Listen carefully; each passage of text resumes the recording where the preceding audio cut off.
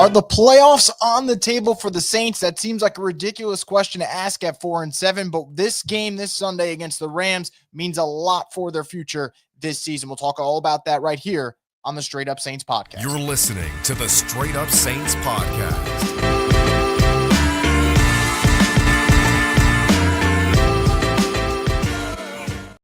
What is up, Who Dat Nation? Welcome back inside another edition of the Straight Up Saints podcast. I'm your host, Chris Rosvoglu, and as always, the Straight Up Saints podcast is brought to you by Scott McNair. Injury lawyers who've been injured in any kind of accident, car, truck, 18-wheeler, or hurt offshore. Scott McNair handles it all. Give him a call at 504-500-1111 for a free consultation.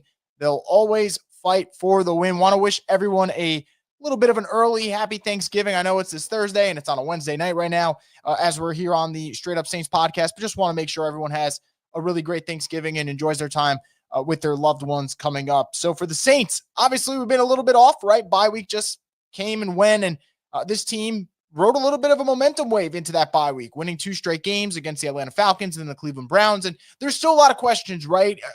Is this team actually starting to find its groove? Have they taken on a new identity under Darren Rizzi? Or is it really just that early, energy boost that you get from going to the interim coach and getting away from what just didn't work with Dennis Allen and maybe that toxic culture that started to seep in for those first 9 games of the season? We're going to get our answers. There's no doubt about it. Against the Rams, we're going to get our answers. Pretty much the rest of the season, you'll get your answers, no doubt. But I think this is the first game that if the Saints were to win, people would start to change their tone a little bit when talking about this team, when talking about the interim coach and all that. Now, before I get into the game itself, what the Saints are going to need to do, my thoughts on that particular matchup against the Rams, I want to point out, and as crazy as it may sound, and some people might think it's the most ludicrous thing they're going to hear all week, this game for the Saints actually has playoff implications in a huge way. And I know it sounds so weird to say that when it's a 4-7 team versus a 5-6 team. These aren't exactly 2 programs that are lighting up the standings this season in the NFL. But if you just go off the metrics for the Saints, if they were to beat the Rams, their chances of making the playoffs shoots up to 8%. Now, 8% is not great. You're not taking 8% and banking on those odds. But if they were to lose to the Rams, those odds go down to 1% chance of making the playoffs. So they lose on Sunday. I think people can officially start looking at whatever mock drafts they want to talk about, typing in Tankathon on their computer, all that fun stuff that people like to do when it comes to draft season. You could get an early jump on it if the Saints lose to the Rams. I just think the numbers and the probability would not be in their favor going forward. If they win, the door gets, creaks open a little bit. And I think for New Orleans, what sounds so ridiculous, and again, I'm not saying it's going to happen, but this division is not built to have a runaway first place team. There was a moment where I thought maybe the Falcons could be that, but right now the Falcons aren't exactly running away with this division. They're 6-5, while the Saints are 4-7. And while the Saints definitely have a tough matchup this weekend against the Rams, the Falcons' next 2 games aren't going to be any easier. They have the Los Angeles Chargers, who are coming off a loss to the Ravens, and they're going to want to get back in the win column. And then after that, they're going up against the Minnesota Vikings that every week you feel like this is the week that Sam Darnold struggles and the Vikings finally, come back to earth.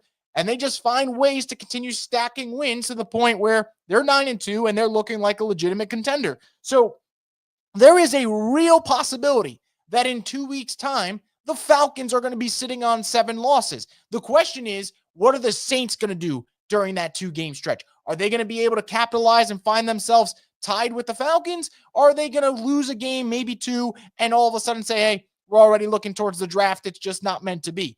Those are things we're all going to get answers for. But I think right now, as you look at the Saints currently constructed, playoff hopes, it definitely feels more fluke than legit.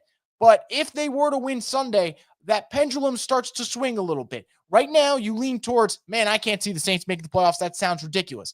If they were to beat the Rams and the Falcons were to lose to the Chargers, all of a sudden it starts to take a little bit of a shift, especially with the way the Saints schedule kind of opens up after that. Because after the Rams game, you play the Giants. Anyone who's watched the Giants knows that team is in utter disarray right now, and they probably, just like the Saints, will have an interim coach at this rate, especially if they lose Thursday afternoon, Thanksgiving against the Cowboys. That could be their breaking point. So Saints might get a really, really just mentally deflated Giants team after this Rams game. After that, they face the Commanders. And don't get me wrong, the Commanders are a better football team than the Saints. I'd expect Jaden Daniels to do damage if he, really gets out of the pocket and starts using his legs. I could see him do damage against this Saints team. No question about it. But the Commanders today don't look as good as they looked 3 weeks ago, as they've just dropped games against the Steelers, the Eagles, and the Cowboys back to back to back. So that game looks a little bit more manageable for New Orleans. Now, I'm not going to sugarcoat it. At Green Bay, Monday night game, I'm expecting a loss. That is the one where you kind of say, let's just kind of almost Sharpie in a loss for this team. But then you round out the season with the Raiders team that isn't good and has to make a quarterback change now that Gardner Minshew's out for the year, and the Tampa Bay Buccaneers, who we all know the Saints are capable of winning at Raymond James Stadium. They've done that before, regardless if the head coach is Sean Payton, Dennis Allen, and hopefully in this case, Darren Rizzi. So I think for New Orleans, there is a possibility if they win this Rams game where you look at that schedule, you say, get me wins against the Giants, Raiders, and Bucks, and can you split Commanders, Packers?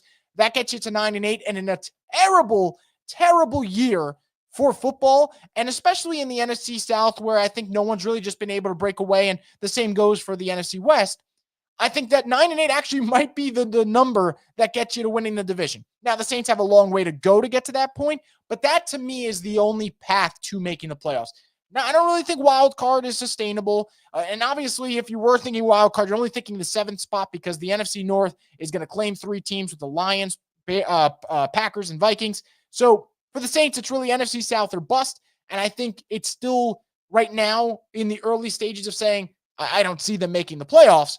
But if they were to win Sunday and the Falcons drop their game against the Chargers, this does get very interesting because I do think the Saints' schedule will get lighter. They have, in theory, 3 tough games, 2 easier games, and a division game on this schedule. If you win that first tough one, all of a sudden you're down to 2 favorable games, 2 games that you probably will be underdogs, but who knows? And then a game against a division opponent, final week of the season, toss up in everyone's mind. Things get a little bit easier, but it all starts with that Rams game.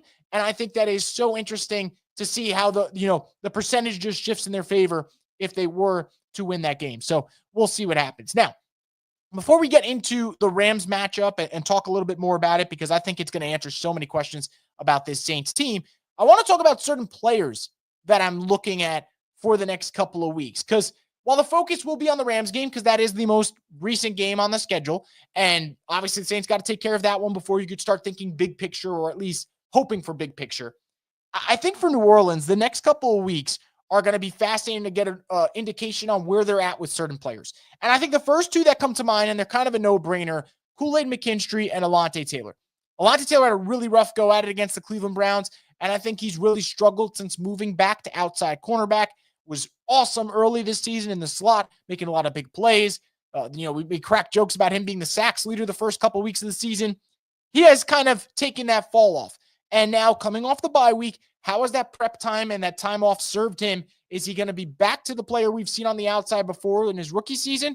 Or is he going to kind of continue this slide where you think, okay, you're probably going to keep him primarily in the slot moving forward? And as for Kool-Aid McKinstry, he really hasn't had that time and that opportunity. But here it is. Like, this is the moment for him where he's got these next 6 games where he can make a really strong case for himself and really cement his status as a starter for next season and make you feel good about that draft pick. We talk about New Orleans and what they need to do to get back to being a really good team on a yearly basis. And coaching needs to get better and management needs to get better, no doubt about it. More importantly, and the one thing that will save a team and also doom a team is how they draft. And if the Saints can come away from this year feeling like, hey, we have our left tackle of the next 10 years in Fuaga, and we have a really good cornerback who's going to start next year, no questions asked, in Kool-Aid McKinstry, you feel a little bit better about that draft class from an immediate standpoint, and then you hope to develop everyone through. And you've seen some sparks from other guys in this draft class at times. So for New Orleans, no questions asked. You're looking at these 2 cornerbacks. What can they do? And man, great opportunity this Sunday against an amazing wide receiver duo and Puka Nacua and Cooper Kupp. That is one of those matchups that will dictate this game. Are you able to slow those guys down? If not, it could be rough, obviously, but that's a really nice test for both those players. And I think when you're looking at this Saints team and you're trying to find building blocks, you have hopes that those 2 can be part of those building blocks for the future. So they're definitely going to be 2 guys that I'm going to be keying on for the next 6 games. Another 2, I think these are more interesting. One, I think, is a definite, you feel good about his future. The other one, I'm curious to see how he finishes the rest of the season. Let's start off with the one that I think is a definite keep your eye on. You know that he's going to have a big part, for better or worse. Trevor Penning. There's been a lot of progression with Trevor Penning. He has developed into a really, really good run blocking right tackle, and you just see that he's playing with confidence now.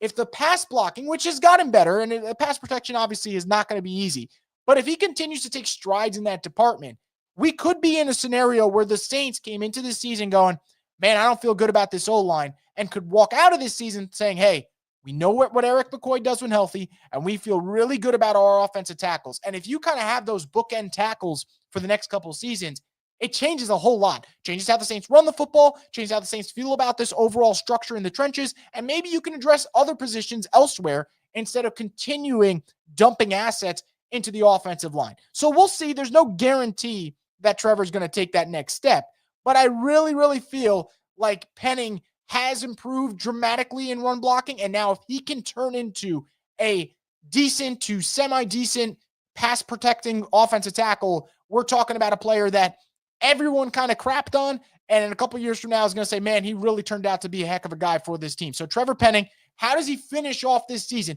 It seems like he's taking week-to-week improvements. If he continues that, I think this does tremendous things for this Saints franchise moving forward and what they're going to be looking at in the upcoming draft. You can maybe cross offensive tackle off the list. I hope that's the case, and I believe that will be the case. Now, the last guy, he's going to be a free agent next year. I don't know where the Saints will go with this player, but Chase Young's been a guy that throughout this season, I wanted to see more from. I feel like he was always a step too slow and a second away from making the big play, but ultimately incapable of making the big play. Now, last 2 games, been a little bit different of a Chase Young. 1.5 sacks, 3 QB hits, made some big plays.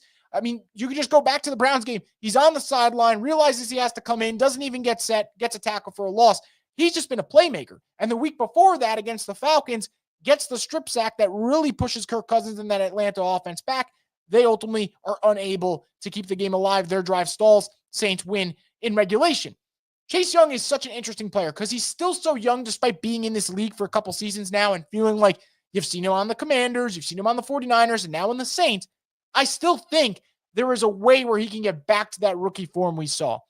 And if he can finish this year strong, maybe, just maybe, the Saints think about kind of re-upping that marriage between the two of them for another season and giving a little bit of a longer runway to see if Chase Young can break open and become their pass rusher of the future that they'd like. Now, he would need to keep playing at the level he has been for the last 2 weeks, and the 2-game sample size is not large enough for me to say that is who Chase Young is. But I think he's shown a little something now that the Saints have switched up their philosophy in the defensive line room, putting Brian Young there to work on that group. I think we're seeing a little bit of something from Chase Young. And if he can continue that ascension a little bit, I think that is a player you key on for the next 6 games. Where's he at? Because the Saints are not going to have a lot of expensive free agency decisions to make, right? You know, even Paulson Adebo, who was going to be the high-priced free agent for him getting hurt, and what a brutal injury it is with a broken femur. I don't know what that does for his value. It most likely tanks his value. So the Saints don't have a lot of tough decisions to make in free agency. If Chase Young plays really well down the stretch, he'll give him one. And hopefully for the Saints' sake, he does, because that means you're getting way better production out of your defensive line. And if that happens, better chance of the Saints winning games. And speaking of winning games, the Saints have an opportunity this Sunday against the Rams to continue that win streak of theirs and push towards maybe making the last month of the season something to write home about. Before I talk about that Rams game, though, I want to get a quick word from one of our sponsors, Scott McNair. And Jonathan Williams brings it all the way back from the 20-yard line. What a terrific way to end the first half. And tonight's game is brought to you by Scott Vicnair Injury Attorneys. They always fight for the win. You mean attorney? It's one lawyer. Scott Vicnair? No, there's 2. Brad Scott and David Vicnair. Ah, well, it's confusing. That it is. They could have picked a better name. Scott McNair, Injury Attorneys, we fight for the win. Once again, thank you to Scott McNair for being part of the program. We greatly appreciate it. So going to move over to this Saints-Rams game, and with that, bringing us to our tweet of the week, which is presented by Standard Mortgage, your local lender for life. To get in touch with a home loan expert today, give them a call at 504-569-3902. I said the record isn't great, but the Rams are clearly a step up in competition for the Saints. How the Saints look off a bye week will tell us a lot about the players and just how much they're buying into Darren Rizzi's message. And I think the last part is super important for the Saints. We've seen the Saints win back-to-back games under Darren Rizzi and look like a little bit of a rejuvenated football team, right? Run game working well. Derek Carr's played well. Defensive line starting to make a couple plays here and there, and just having kind of some special teams magic, whether it's kickers missing field goals or big returns from guys like Dante Pettis. Saints have done a lot under Darren Rizzi, but we're still waiting for that kind of statement victory. And if they were to go out there and beat the Rams on Sunday and maybe do it a little bit similar to what we saw from the Eagles this past Sunday, I think that would be telling for him, and it would show you that this isn't just one of those interim coach gimmicks. The Saints players are really rallying around his message from a week-to-week basis. Another reason why I think this game is going to tell us a lot for the Saints, I always think to myself, the best coaches in the NFL are the ones that, coming off bye weeks, you know that extra prep time is going to pay off in a major way. And I think for New Orleans, they got a coordinator in Klint Kubiak who has shown when it comes to those early scripts, he's great at it. The Saints offense usually comes out of the gate pretty hot because Klint Kubiak does a great job earlier in the week kind of establishing what he wants to do offensively. Him and Derek Carr do a really good job of figuring out what type of packages they want to get early and often and set the tone. Now, we have questions about his adjustment, but at least from the prep standpoint, you feel good about what Kubiak does in the early stages, right? That first half, how the Saints manage the run game, it's usually pretty good. There's no complaints about that. It's the second half adjustments that fans talk about. Well, Darren Rizzi, now in the interim coach spot, having a chance to really show what he can do. He's had 2 weeks to prepare for this Rams game. How does this team look against a step up in weight class, a Rams team that I know the record isn't great, but there's a lot of talent there with Matt Stafford, with Cooper Kupp, with Puka Nacua, with Kyren Williams, and even defensively getting a lot out of rookies like Jared Verse. This is a talented Rams team, and I know that the record isn't going to show it. But if the Saints look really prepared and are able to take down the Rams, a team that they lost to last year, which the score is going to make it look close, 30-22, it was anything but that. We all remember that Thursday night game. The Saints were getting absolutely trounced in that one.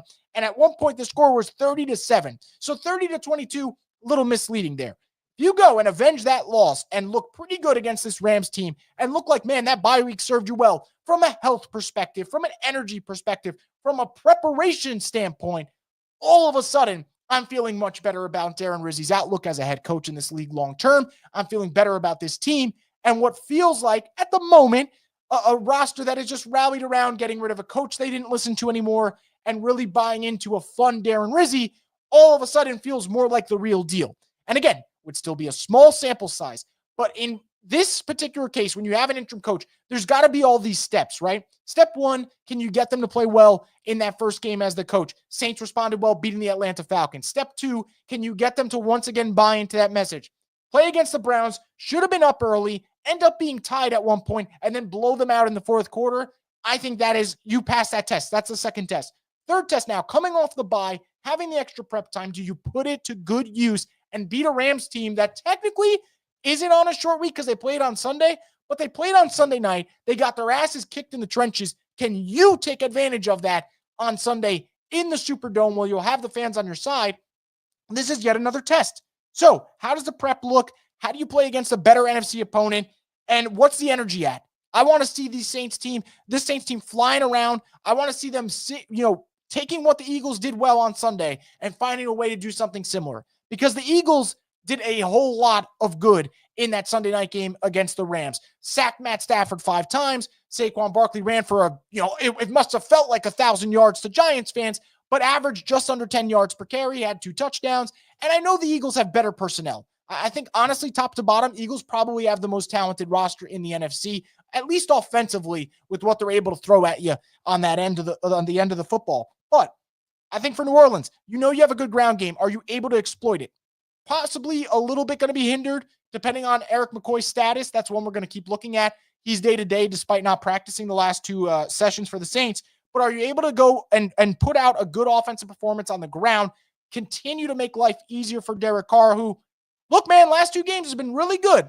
And then defensively, can you make Stafford uncomfortable? That's no doubt going to be a key, because if you can't make him uncomfortable, no matter how well or poorly, and really let's just focus on the well, even if Kool-Aid McKinstry and Alontae Taylor do a really nice job against Kupp and Puka Nacua, they're not going to be able to hold their own if you can't get pressure on Matt Stafford. So those are going to go hand in hand. So can you kind of really beat up the Rams in the trenches the way the Eagles did. Probably easier said than done, and I don't think the Saints have shown the capability of doing that. But maybe with the bye week, they find things that they want and found a way to attack that weakness for the Rams. And then offensively, got to be able to run the football, because Derek Carr, when you kind of make things a little bit easier for him, he's been dealing.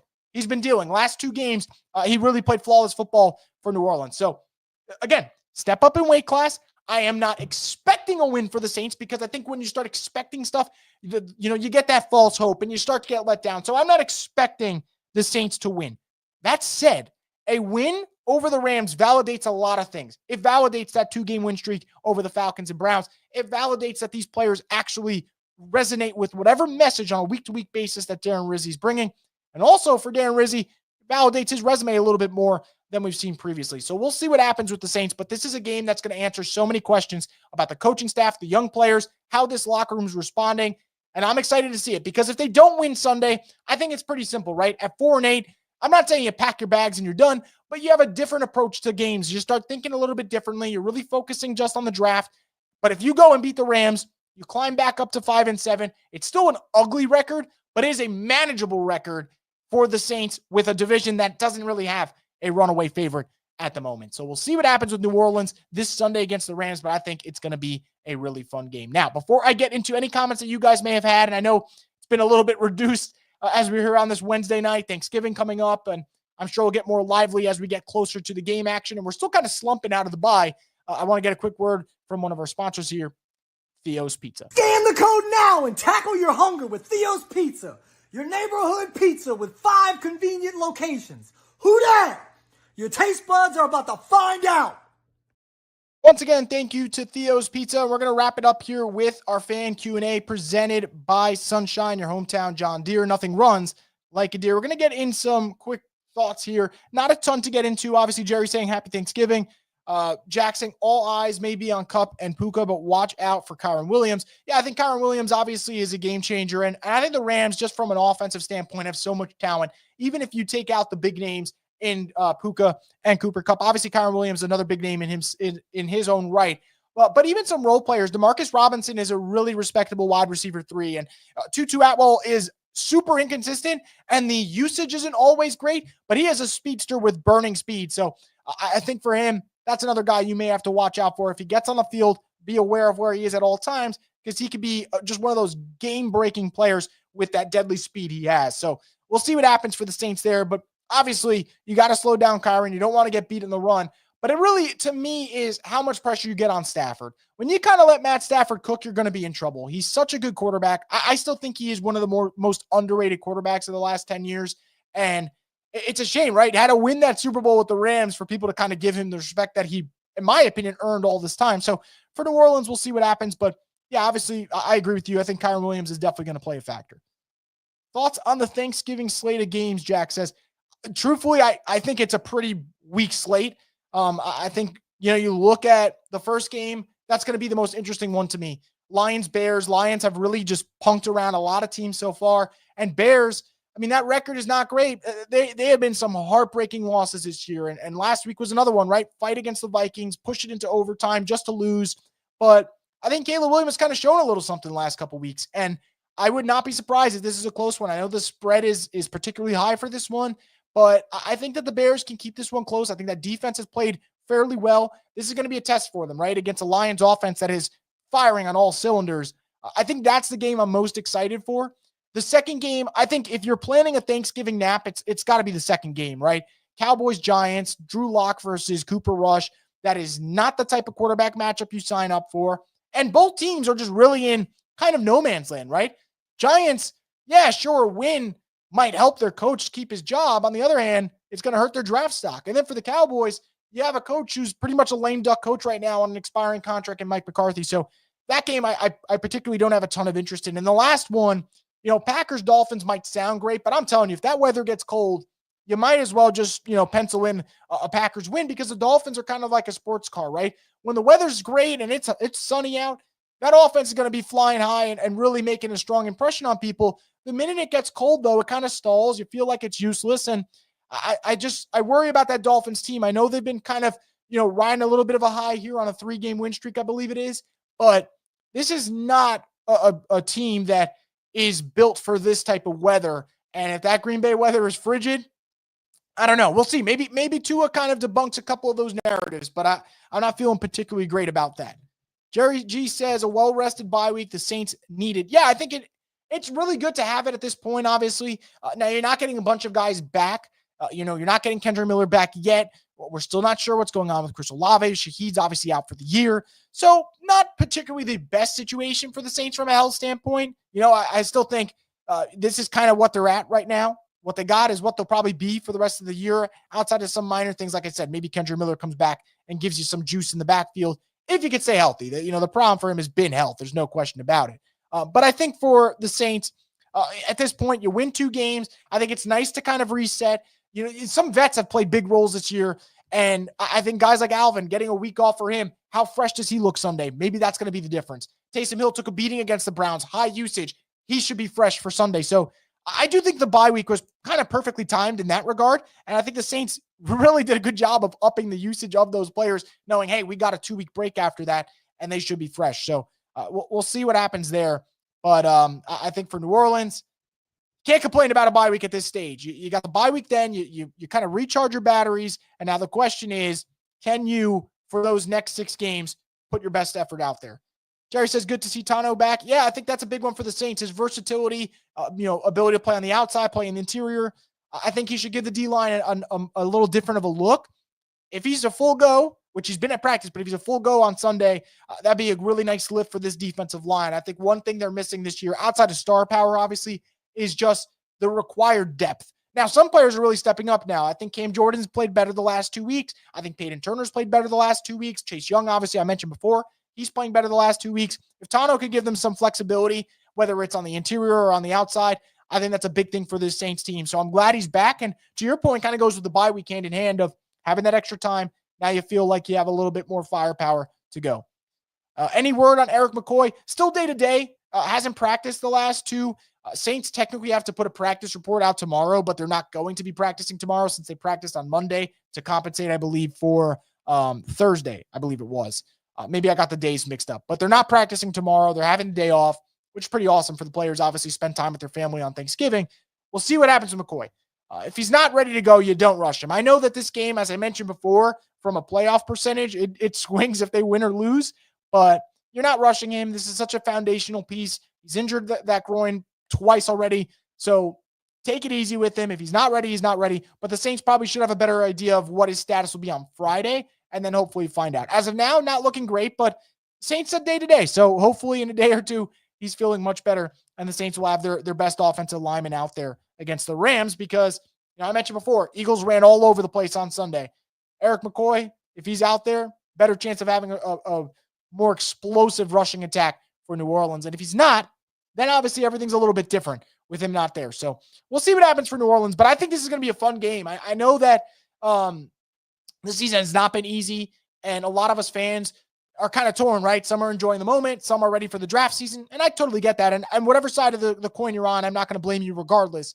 But I do think this is a fun game, and this is the first time it feels like a game for the Saints has stakes since week 3 or 4. So we'll see what happens for New Orleans. If they end up losing, like I mentioned, you kind of go right back to thinking about the draft and looking at mock drafts. But if they win and they climb up to 5-7 and the Falcons lose to the Chargers, all right, let's see what this last month of the season brings, because I think it could be a really fun one for the Saints. So we'll see what happens, guys, but that's going to wrap it up here for this edition of the Straight Up Saints podcast. I want to wish you guys a really, really happy Thanksgiving. I hope you have a great time with your family members, and we'll be back on Sunday for our halftime show powered by 4D, as well as our post-game live stream, which we do every following game for New Orleans. So that's going to wrap it up, guys. You can tune in for more from the Straight Up Saints podcast, the destination for the Who Dat Nation.